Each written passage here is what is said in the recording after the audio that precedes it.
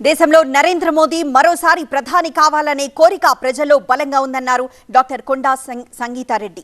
Chevella parliament నియోజకవర్గ BJP అభ్యర్థి కొండా విశ్వేశ్వరరెడ్డికి మద్దతుగా ఆయన సతీమణి సంగీతారెడ్డి మహిళలతో కలిసి వికారాబాద్లో ప్రచారం నిర్వహించారు. మహిళలను అన్ని రంగాల్లో అభివృద్ధిలోకి తీసుకొచ్చిన ఘనత మోదీదేనన్నారు.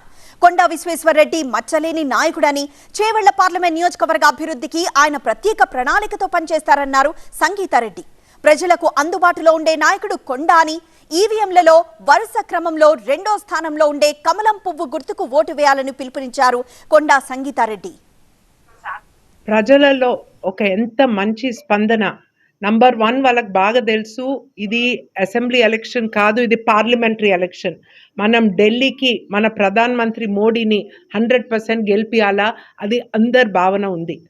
సెకండ్, అందరికి ఇది బాగా తెలుసు, కొండా విశ్వేశ్వరరెడ్డి ఒక అభివృద్ధి కోరే నిజమైన మంచి గుణంతోని మత్సలేని నాయకుడు అని ఆ పేరు సంపాదించుకున్నారు.